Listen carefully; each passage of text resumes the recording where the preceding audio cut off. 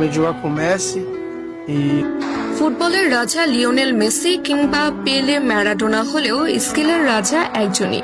কোনো তর্ক ছাড়াই তিনি রাজা, নিঃসন্দেহে সেই ব্যক্তিটি নেইমার জুনিয়র।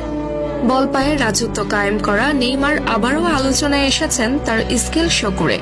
সান্তোসের হয়ে স্কিল শো করে আলোচনার কেন্দ্রবিন্দুতে পরিণত হয়েছেন নেইমার। সান্তোসের হয়ে মাঠে নেমে গোল পাওয়ার দিনে নেইমার অদ্ভুত এক স্কিল দেখিয়ে প্রতিপক্ষকে বোকা বানিয়ে বল নিয়ে ছুটে গেছেন নেইমার দ্য সান্তোস জুনিয়র। এমন নেইমারকে যেন ভক্তরা খুঁজছিল।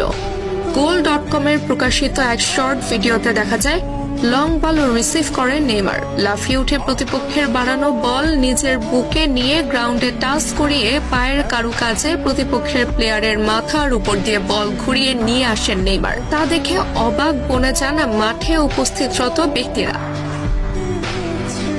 একজন ফুটবলার কতটা পারদর্শী হলে অন টাইমে এমন স্কিল শো করতে পারেন সেটি যেন আলোচনার বিষয়।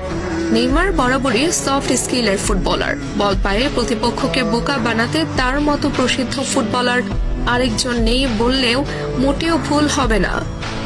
তবে এমন স্কিল ফুটবলারের সার্ভিস সান্তোস কতদিন নিতে পারবে সেটি মূল প্রশ্ন। কেননা নেইমার জুনিয়র সান্তোসের সাথে 6 মাসের চুক্তি করেছেন। এই 6 মাসের চুক্তি শেষে নেইমার চাইলে ক্লাব ছাড়তে পারবেন, চাইলে সান্তোসে থাকতে পারবেন। তবে নেইমার বোধহয় ক্লাব ছাড়বেন। সান্তোসের হয়ে এই 6 মাসে নিয়মিত খেলতে পারেন, এরপর হয়তো ক্লাবকে টাটা বাই বাই বলবেন নেইমার। চুক্তির মেয়াদ অনুযায়ী হয়তো সবকিছু করবেন নেইমার। তবে সান্তোস চাইছে নেইমার যেন তার শৈশবের ক্লাবেই থাকেন। তারকা খ্যাতি পাওয়া নেইমারকে যেন কোনো ক্লাবে রাখতে চাইবে। তবে নেইমার যেতে চাইবেন ইউরোপে। লম্বা সময় ইউরোপে খেলা নেইমার আবারও ফিরতে পারেন ইউরোপীয় দাপুটে ফুটবলে। আর সেই ক্লাবটি হতে পারে এফসি বার্সেলোনা। বার্সার জন্য তৈরি হতে পারেন নেইমার। 6 মাস পর ফ্রি এজেন্টে বার্সায় যোগ দিতে পারেন নেইমার।